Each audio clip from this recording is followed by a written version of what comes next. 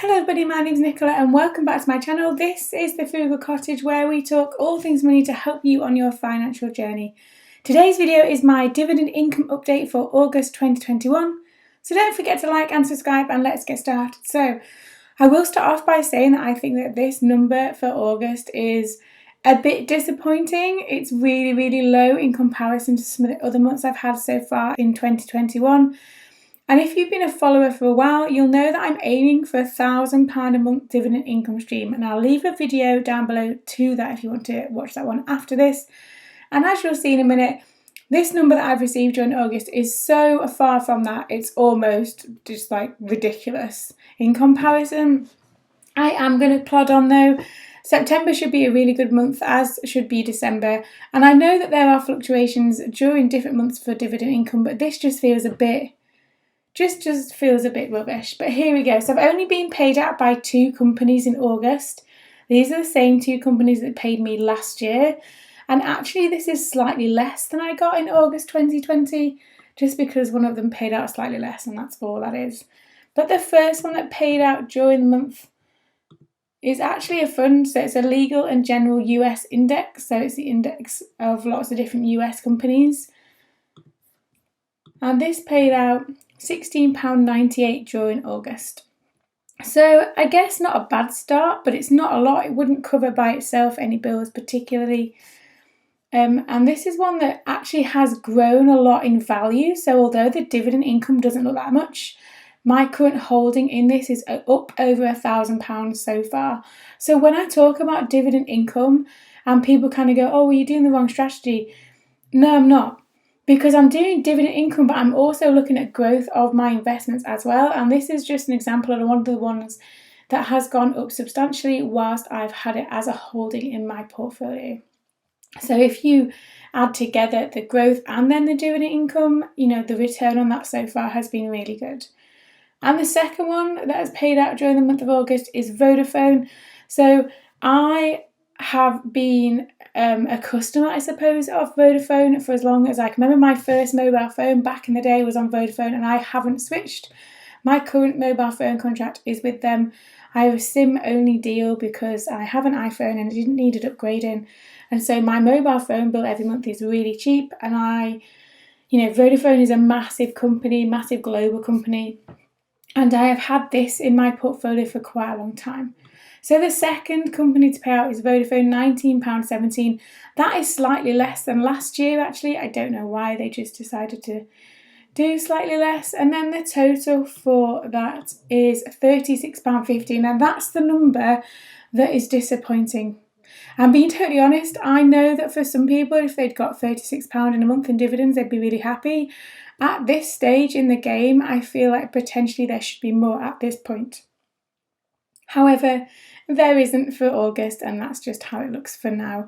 I do intend to maybe put more money into both of these holdings over the next 12 months.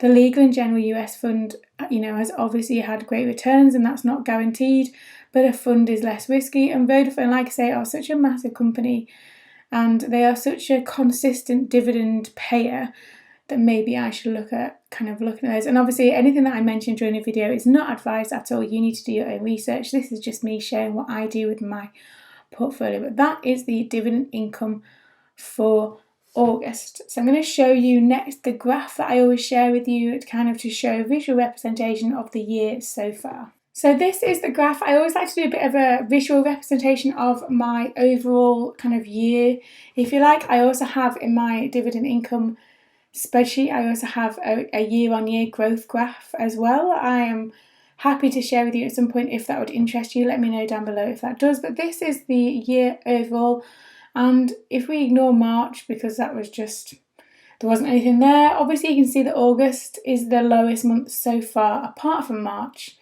August is the second lowest, and so yeah, I do feel a bit disappointed. So July was £80, £81, and then we've gone down to £36 for August.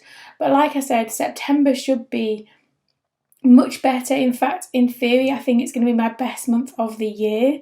So make sure you come back for that one. But that's how it looks so far in terms of year as a whole. May, at the moment, May has been the best month. Look at that. It was almost £200, which is absolutely amazing.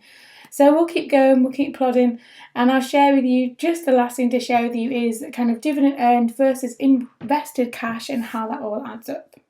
This is the final thing to share with you, and this is again it's on the same spreadsheet and it's just a different thing to look at. But this shows the dividend earned and then the amount of cash I've invested into the dividend portfolio as well. So I don't ever take dividends out of my ISA. So I talk about kind of dividend income and what that might, in terms of bills, what it might cover, and especially on the blog post that I do every month that goes into more detail, I talk about the bills it would cover. However, actually, I don't take any of that money out. What happens is I reinvest it where I want to. So it's not automatically invested, although that is an option. I like to choose where it goes because then it can go to different places that ensure different dividend income payments are more during the year. So you can see here that the invested cash doesn't tend to fluctuate that much, but what's important is it's dividend earned plus the invested cash is what's been invested every month in my ISA. So even the month, so like May, I only put in £300 of my own income, but I had £194 worth of dividend income. So that makes that number slightly better. Obviously, in an ideal world, this number would be higher and then that would be more, but you know, real life gets in the way more often than I like. And so if I just go down there, you can see August. So in August, I put £600 into my stocks and shares ISA. I have a stocks and shares ISA with Hargreaves Lansdown. I would totally recommend them. I find the service really easy to use. The website's really good. I'll leave a link below to those if you want to have a look at where I have my ISA.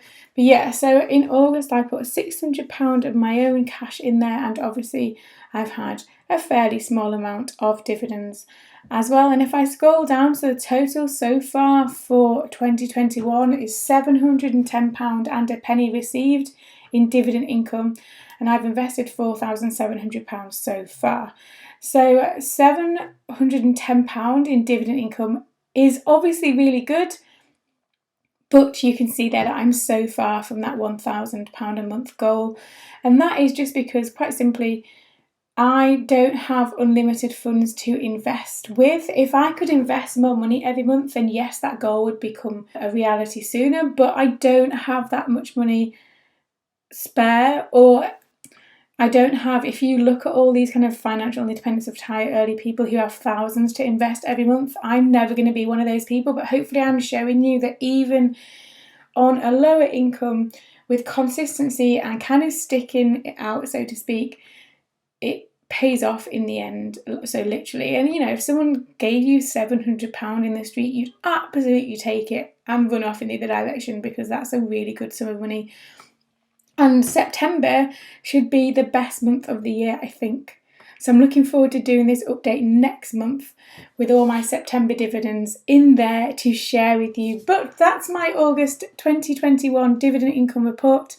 Have you had any dividends during the month of August? Let me know down below what you've received. I love it when people comment on the dividend income they've received, because it inspires me to do more, to research more.